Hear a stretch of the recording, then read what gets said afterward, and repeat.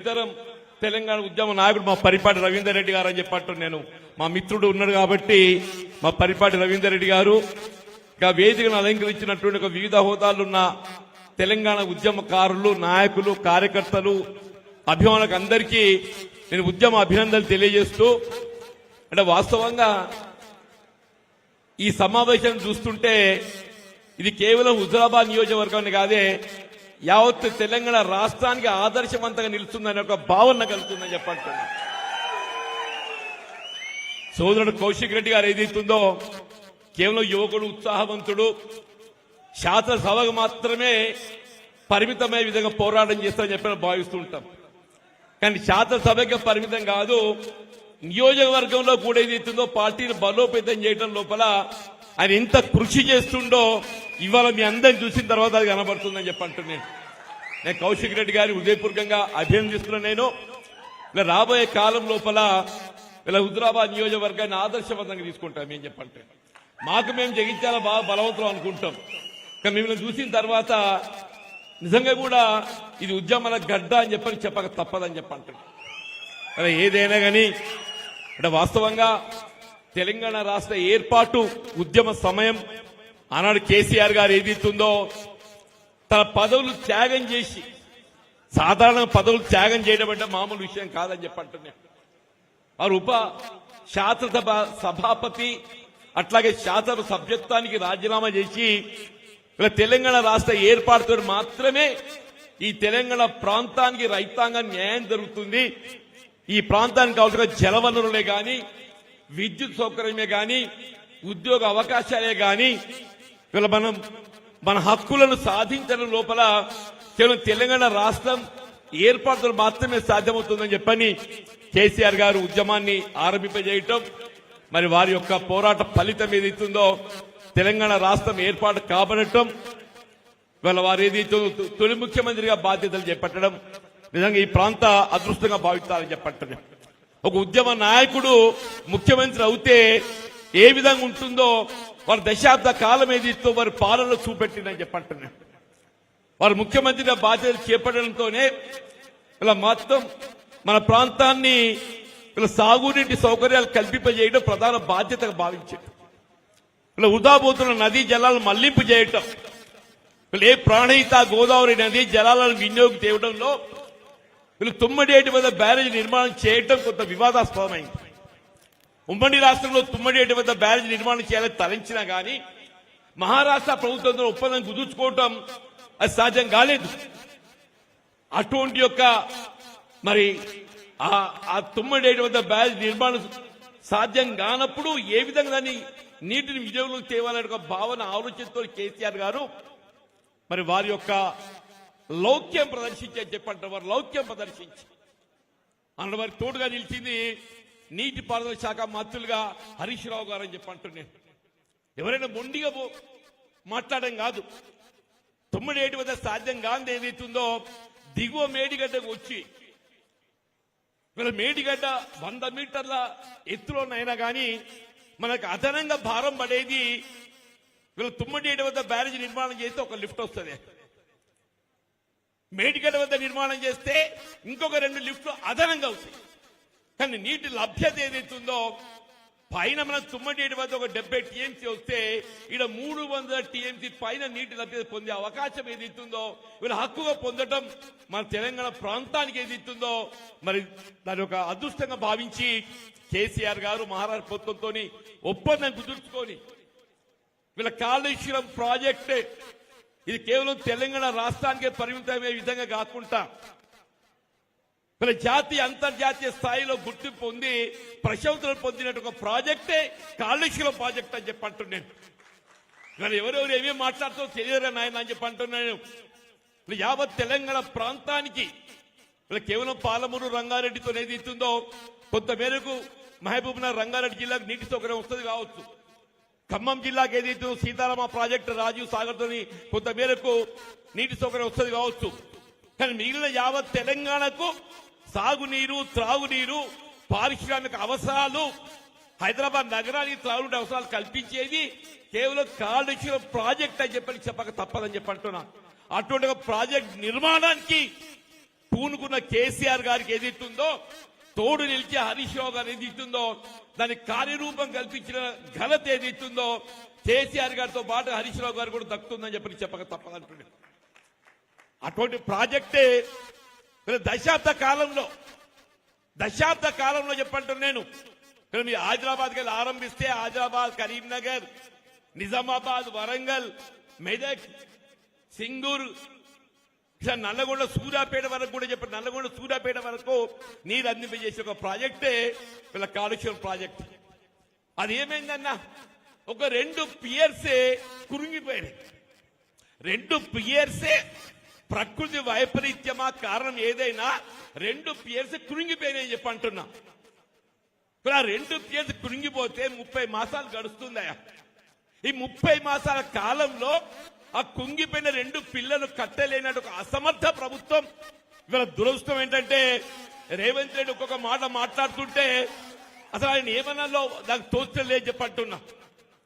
రేవంత్ రెడ్డి ఒక్కొక్క మాట మాట్లాడుతుంటే కేవలం కేసీఆర్ గారిని దోషిగా ఎత్తి చూపే ప్రయత్నం తప్ప తెలంగాణ ప్రాంతాన్ని సస్యశ్యామలం చేసినటువంటి ఆ కాళేశ్వరం ప్రాజెక్టు గొప్పతనం ప్రజల్లో కనబడితే ఎట్లుంటుందని చెప్పని ఒక కుట్రపూరితంగా ఏదైతుందో ఆ 2 పియర్స్ మరమ్మతు ఏదైతుందో ఈ 30 మాసాలుగా నాన్సుకు వచ్చిందని చెప్పి అంటున్నాను. దురదృష్టం ఏంటంటే ఈసారి కరువు వస్తుందే. ఇది మృగశిర కార్తీ అంటే ఇప్పటికి మొత్తం వర్షం మనకు పునాస ఏదైతుందో ఆరంభమయ్యే దినం అని చెప్పి అంటున్నా. అటు పునాస ఆరంభమయ్యే దినం ఇది రోహిణి కాతులే గడ్డలు కొడుతున్నాయని చెప్పి అంటున్నాను. రాబోయే కాలం ఏ విధంగా ఉంటుందో తెలియదు. కాళేశ్వరం ప్రాజెక్టు యొక్క గొప్పతనం, దాని ఆవశ్యకత అనేది మనకి ఇప్పుడు తెలిసి వస్తుంది చెప్పి అంటున్నాం. కాళేశ్వరం ప్రాజెక్టు గొప్పతనం, ఆవశ్యకత మనకి ఇప్పుడు తెలిసి వస్తుంది చెప్పి అంటున్నాను. దానికే వీళ్ళ రేవంత్ రెడ్డి గారు ఆయనకి ఇప్పుడు జ్ఞానోదయమైనట్టు నేనేదో 27 జూన్ వరకు దాన్ని మరమ్మతు చేస్తా. నువ్వు 27 జూన్ కాదురా నాయన, నీ జీవిత కాలంలో మీతో కాదు, అది మళ్ళీ మరమ్మతు కావాలని చెప్పంటే బీఆర్ఎస్ పార్టీతోనే సాధ్యమవుతుంది. మళ్ళీ రేపు ఎన్నికల్లో ఏదైతుందో బీఆర్ఎస్ ప్రభుత్వం అధికారం రావటం, కేసీఆర్ గారి యొక్క నాయకత్వంలో హరీష్ రావు గారు తోడు నిలిచి ఈ 2 పియర్స్ ఏదైతే మరమ్మతు చేసి యావత్ తెలంగాణ రాష్ట్రాన్ని ఏదైతుందో సుభిక్షం చేసేటువంటి యొక్క ఘనత మళ్ళీ బీఆర్ఎస్ పార్టీకి దక్కబోతుందనే ఒక భావన నేను వ్యక్తం చేస్తానని చెప్పంటాడు. దాంతో పాటు అందరం రైతులమైన కులానికి ఎవరమైనా కానీ మనం పండించే ధాన్యానికి గిట్టుబాటు ధర కావాలి. కేంద్ర ప్రభుత్వం ఏదైతే మద్దతు ధర ప్రకటిస్తుంది, ధాన్యం కొనుగోలు ఆవశ్యకత ఎంత ఉంటుందో మీకు తెలియదు కాదు. దశాబ్ద కాలం అన్నది ఎంత సమస్య ఉన్నా కానీ ఏదైతుందో ఏ విధమైనటువంటి రైతుకు ఇక్కట్టు కలవకుండా కేవలం పెట్టుబడి సమకూర్చడమే కాదు, రైతు బంధు సకాలంలో ఇవ్వడంతో పాటుగా వీళ్ళ రైతు బీమా సౌకర్యంతో పాటుగా మనం పండించే వ్యవసాయ ఉత్పత్తులు ఏవైనా కానీ ఏదైతుందో వాటి మద్దతు ధర కల్పింపజేసే ఒక ఘనత మరి ఆనాటి బీఆర్ఎస్ ప్రభుత్వం కేసీఆర్ గారికి దక్కుతుందని చెప్పి అంటాడు. ఈసారి చూసిన మేము ఎన్ని కష్టాలు పడ్డాము. ఇప్పుడు ఆఖరికి వస్తే మేము కొనుగోలు చేసినామని చెప్పి చెప్తారు కావచ్చు, కానీ ఎక్కడైనా ఇవాళ ప్రతి సంచికి 3 కిలోల నుండి 5 కిలోల దాకా కోసిన కోయలు మీరు చెప్పండి. ప్రతి సంచికి అని చెప్పంటున్నారు 3 కిలోల నుండి 5 కిలోలు అంటే 40 కిలోల బ్యాగ్ 3 కిలోలు పోతే 2.5 సంతలో క్వింటల్ అవుతుంది. 7.5 అని చెప్పడం 5 కిలోలు పోయింది కదా. మనం తూకం వేసేటప్పుడు మాయిశ్చర్ ఎంత ఉండాలి? 17% ఉండాలి. ఆ 17% తూకం ఏమైపోయింది? అది వేళ 9-10% వచ్చింది మన తూకం వేసే సమయానికి. అంటే ప్రతి క్వింటల్ మీద ప్రతి రైతు 5 నుండి 10 కిలోలు ఏదైతుందో నష్టపోయిందని చెప్పంటున్నాం. క్వింటల్కి 24 రూపాయలు లెక్క కడితే 5 కిలోలకు ఏదైతుందో 120 రూపాయలు, 10 కిలోలకు ఎంత అవుతుంది? 280 రూపాయలు అని చెప్పంటున్నాను. ప్రతి రైతు ఒక ఎకరానికి 30 క్వింటల్ పండిస్తే ఈ లెక్కలు లెక్క కడితే నువ్వు ఇచ్చే రైతు భరోసా 6,000 ఎగ్గొట్టినావు, అది పోయింది. ఇక్కడ వచ్చాడు వరి ధాన్యం మీద పొందే మద్దతు ధరలో ఏదైతుందో 6,000 రూపాయలు ఏదైతుందో ఆ రైస్ మిల్లర్ దోపిడీకి మనకు గురైన నిజామాబాద్ చెప్పండి అని అంటున్నాను. నేను ఒకటే ఉదాహరణ చెప్పంటున్నాను. నేను మిత్రులు హరీష్ రావు గారు తెలియదు కాదు. ఇప్పుడు ప్యాడీ ప్రొక్యూర్మెంట్లో ఏదైతుందన్నా ఇది రైస్ మిల్లు పోయిన తర్వాత ధర్మకాంట తూకం వేస్తుంది. ధర్మకాంట తూకం వేసిన తర్వాత రైస్ మిల్లర్ ఏదైతుందో వాడి కోత కోసి వాడు మన ట్రక్ షీట్ ఇస్తాడు. ఈ ట్రక్ షీట్ కున్న ఈ ధర్మకాంట తూకాన్ని వ్యత్యాసం ఏదైతుందో ఇది దోపిడీ. ఇది దోపిడీకి నిదర్శనం అని చెప్పంటున్నాను. ఇవాళ నిజంగా ఈ ప్రభుత్వం ఏదైతుందో రైస్ మిల్లర్ దోపిడీ గురి కాలేదు అని చెప్పని భావించినట్టయితే ఇవాళ ధర్మకాంట తూకానికి అనుగుణంగా, ధర్మకాంట అంటే automatic weighing machine, automatic weighing machine, truck sheet కాదురా నాయన. ధర్మకాంట తూకానికి అనుగుణంగా ఎంత వెయిట్ వస్తుందో ఆ వెయిట్ ఏదైతుందో మీరు రైతుకి ఇప్పియండి. అప్పుడు ఏదైతుందో మీరు రైతుకు న్యాయం చేసే వాళ్ళ మీతో చెప్పంటున్నాను. దయచేసి గమనించే ప్రతి రైతు గమనించానని చెప్పంటున్నా.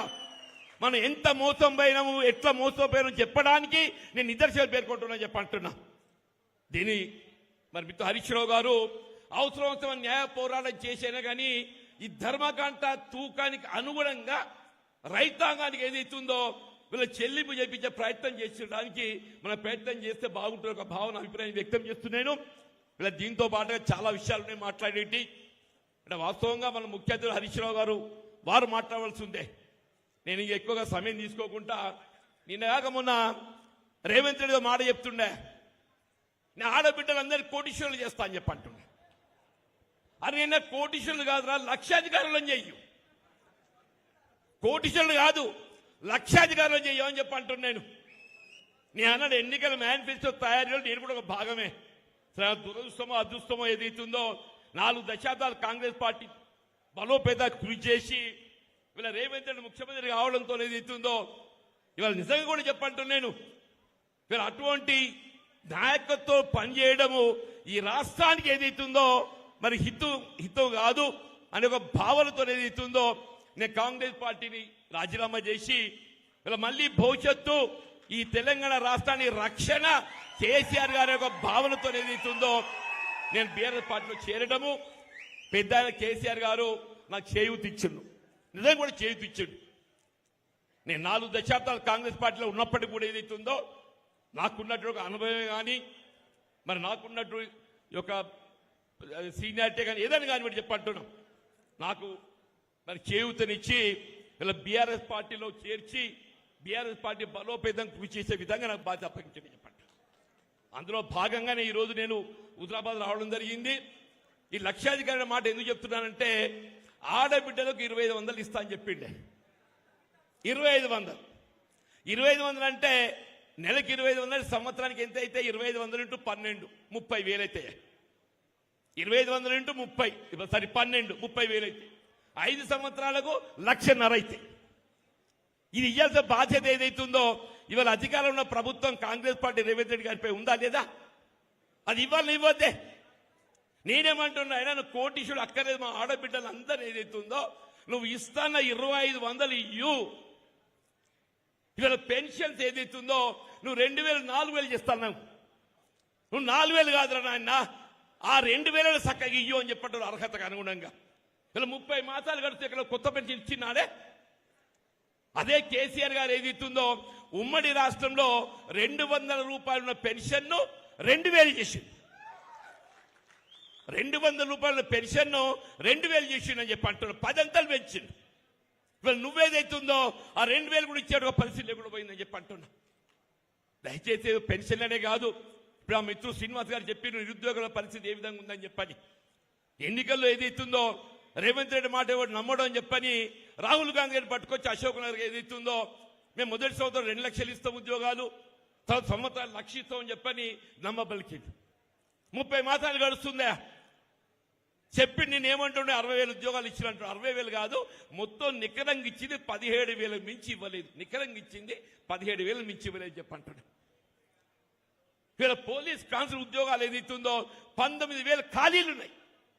19,000 ఖాళీలు ఉన్నాయి. నేను నిరుద్యోగ యువత అంతా హరీష్ రావు గారి మరి వారి దగ్గర మా పరిస్థితి ఏంటన్నా, మాదేదో పొరపాటు జరిగింది, ఇవాళ ఏదైతే ఆయన నమ్ముకొని వాడేమో మాకు చేస్తారని చెప్పి ఆశతో ఏదైతుందో కాంగ్రెస్ పార్టీ అధికారిని పట్టుకొచ్చినాం.